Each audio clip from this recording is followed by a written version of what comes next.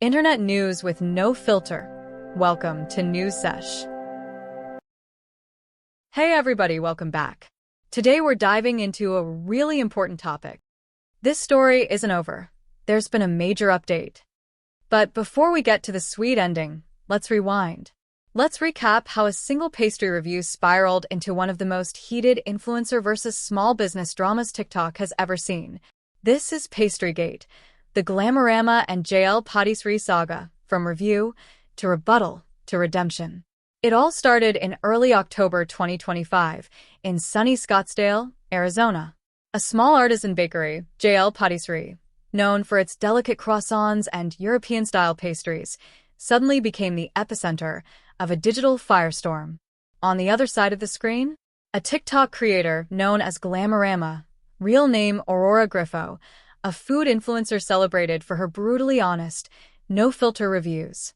Her fans loved her authenticity. She wasn't afraid to call out mediocrity, especially when it came wrapped in flaky pastry layers. But honesty on the internet comes with consequences, especially when millions are watching. On October 7, 2025, Aurora visited JL Patisserie. She bought several items, pastries, a quiche, and a coffee, and, as usual, filmed her thoughts. The next day, she uploaded a TikTok review. What looked like another quick food critique soon became viral dynamite. I don't mind spending $10 on a pastry if it's actually good, but this tastes fake. Fake-ass ingredients. The pistachio cruffin? Bright green. Tastes artificial. The coffee? Sour and acidic. The quiche crust? Paper thin. But she did add one compliment. The pumpkin croissant, actually delicious. Rich. Balanced. Loved it. The tone was sharp, sarcastic, and characteristically Glamorama. People, I do not mind spending $10 on a pastry if they are really good, but you cannot use fake-ass ingredients. That pistachio color is about as natural as my boobs, ass, and waistline. The coffee was super sour and acidic, but I prefer a creamy chocolatey espresso. $5 for a canali? I didn't even pay that in Santro fucking paid, but that's the price next to the Phoenix airport? Okay. I was also super disappointed in the quiche. I prefer a quiche with a thick, rich, buttery crust. This had a paper-thin crust. If I wanted to ingest this much eggs, I would have eaten an omelet. I absolutely loved the pumpkin pie croissant, but everything was a little on the sweet and rich side. She wrapped it up by saying, "If you stay away from the expensive ingredients, you can enjoy a good pastry here." A mixed review, sure, but what happened next went far beyond flavor. Meet Jenna Lurkin, French-trained chef and owner of JL Patisserie. For her, baking isn't a business, it's a lifelong craft. She studied in Paris, imported her ingredients, and built a loyal local following. But when Glamorama's review went viral, the bakery's reputation took a hit overnight. We respect reviews, good or bad, but what we don't tolerate is lying and bullying. Jenna didn't hold back. She directly addressed Glamorama's claims, point by point. She revealed her imported Italian pistachio paste, 99% pure nuts, no additives, debunking the fake flavor accusation. She showcased her ingredients: French butter, European flour, and sourdough that ferments for 6 months.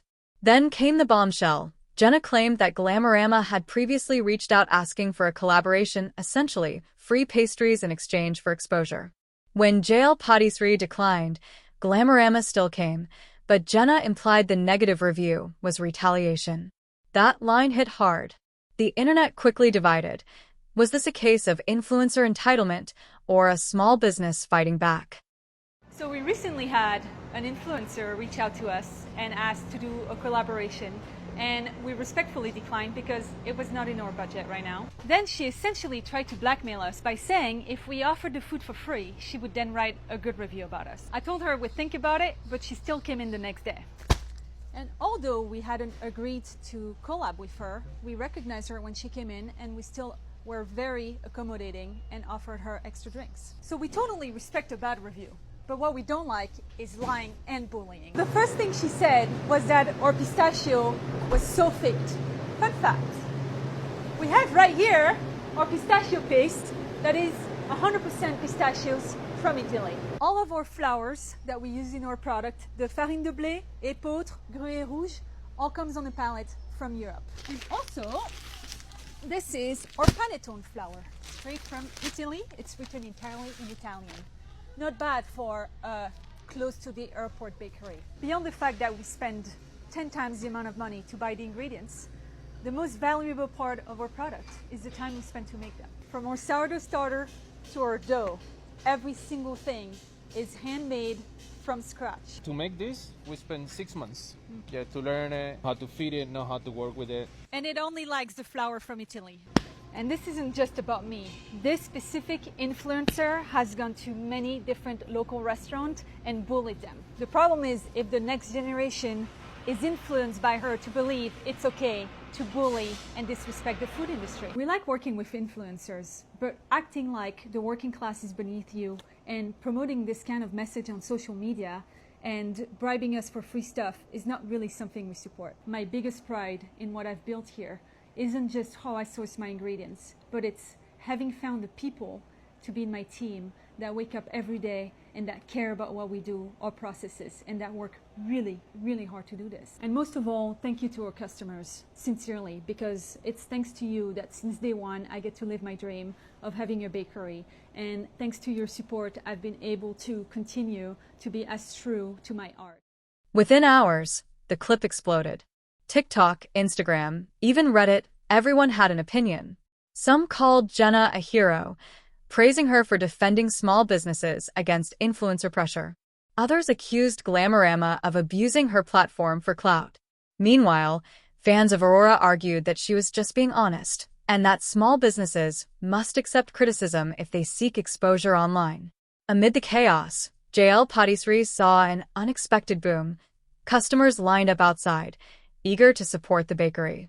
The small team went from quiet mornings to packed weekends. And the hashtag Pastrygate was officially born.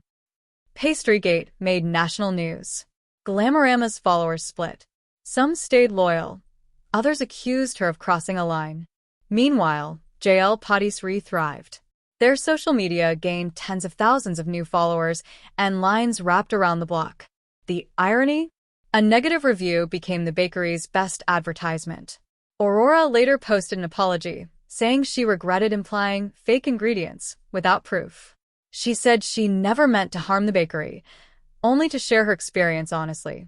Shortly after, she wiped her account, deleting nearly all past videos. For a while, the internet moved on. But the story wasn't done baking. Weeks later, the saga took a heartwarming turn.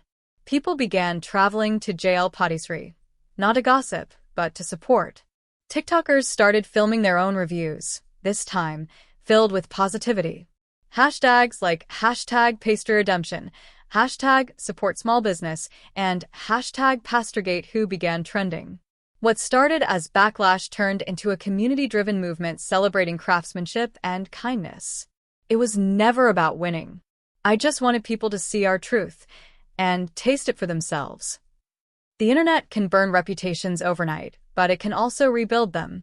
Pastrygate became a modern parable, a reminder of the responsibility that comes with influence and the resilience of small businesses. Glamorama learned that words matter, especially when they reach millions.